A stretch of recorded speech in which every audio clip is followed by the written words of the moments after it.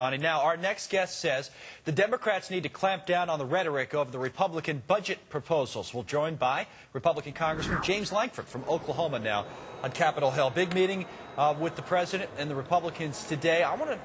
What do you want out of this as a Republican?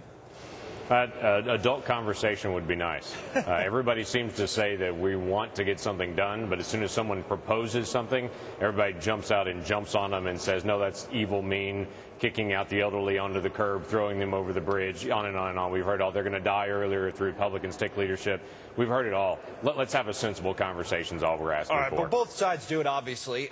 You're specifically referring, I think, to, because you used a term, I saw you say meta-scare, right, to talk about the Medicare program that Paul Ryan came out with. That's correct, and I'm on that budget committee as well, and I've heard it all.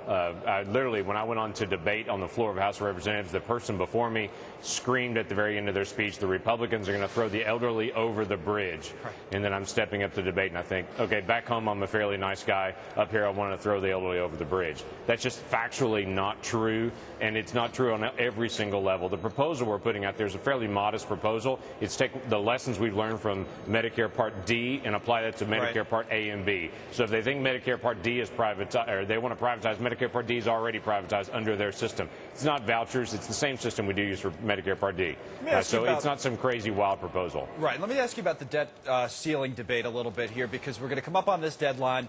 We assume, we're all working on this assumption that something will get done because nobody wants to see the United States default on its debt. It's just a matter of, hey, how much spending do we cut? Who gives what, where? We were talking about it earlier in the hour, and it just came up because of the oil executives being on Capitol Hill today, and we're wondering, well, maybe the Republicans give in on these subsidies, and then they get more spending cuts that they're pushing for because the Democrats want to take away the subsidies from the oil companies. Does that ring a bell with you or no? Let me say a couple things with it. One is there's no deadline that's hanging out there. This is not like the CR debate in the budget, and we lose budget authority this certain day. We have taxes coming in, we have expenses going out, so that day is going to move around some. It's different. There's no set deadline to say that's absolutely that day that has to be occurred like we were dealing with budget authority. And as far as the oil subsidies, we're dealing with $3 billion of a $1.5 trillion deficit to be able to handle all that. That's not realistic in it. And we do $6 billion in ethanol subsidies every single year, and a lot of folks seem to love the ethanol subsidies,